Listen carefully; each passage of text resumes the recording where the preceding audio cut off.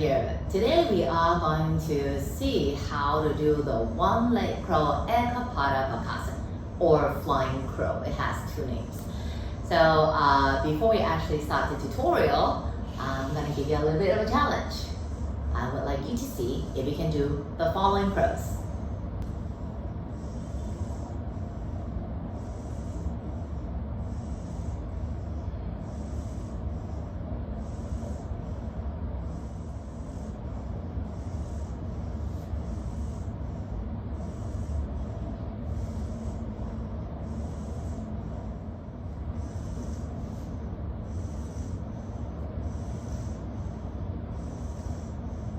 If you can, then that's great. You're ready for the next step.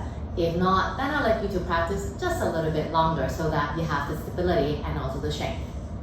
For one-leg crow, aside from having a really strong base, you also need to have strong legs and strong lower abdomen power.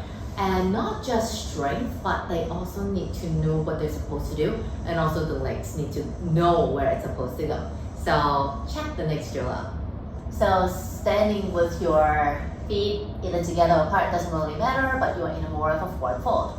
Placing both hands holding onto one ankle, and then the upper body is on a diagonal line. So the crown, or actually the forehead, is aiming towards the floor.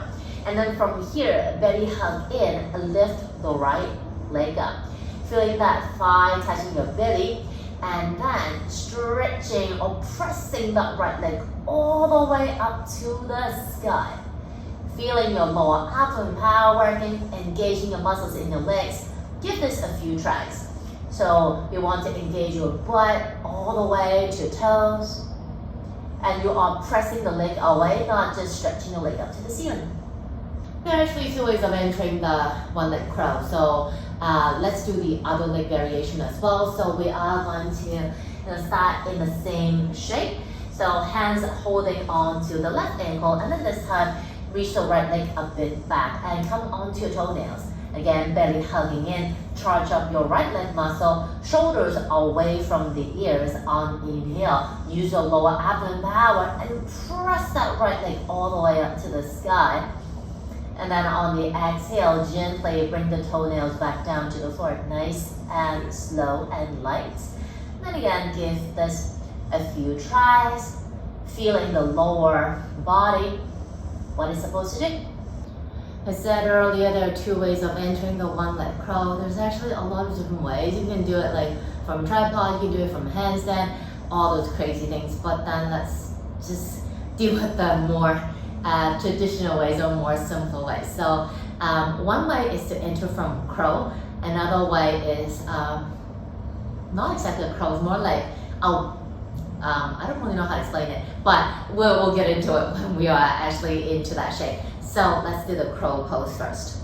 So from crow, you want to feel the shoulders are pressing towards your hips, belly hugging in. Feel the left heel dragging right into your butt, and then you are going to press the right leg all the way up to the sky, making sure that right elbow hugs in.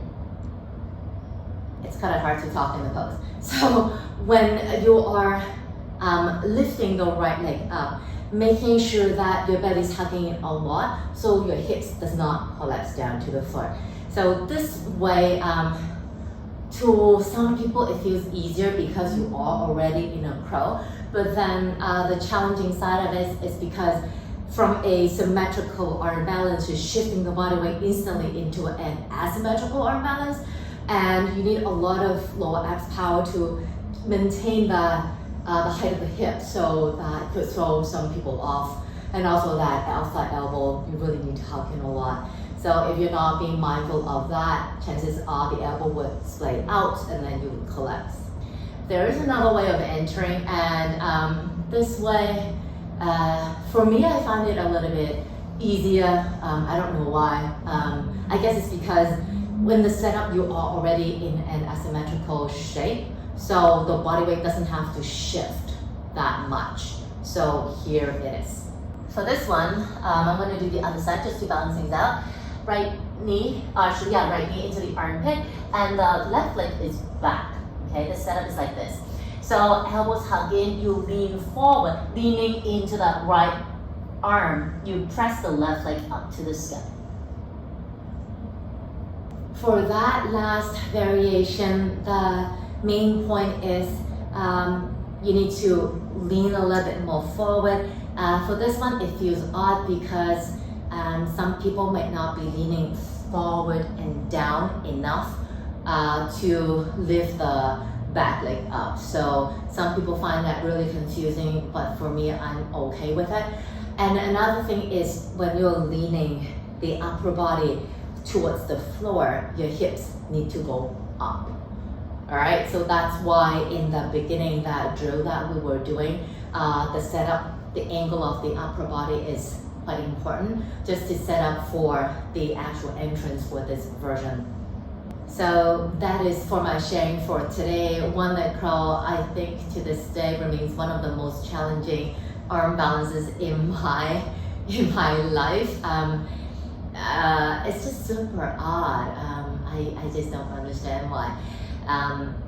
So give it a try and see how that goes for you. It is very, very helpful to do the crawl variations, and don't rush through. Actually, you do want to spend quite a bit of time on those variations of Bakasana, so that just to shift the body weight and see how your body, how your muscles need to work in order to keep the body floating in midair.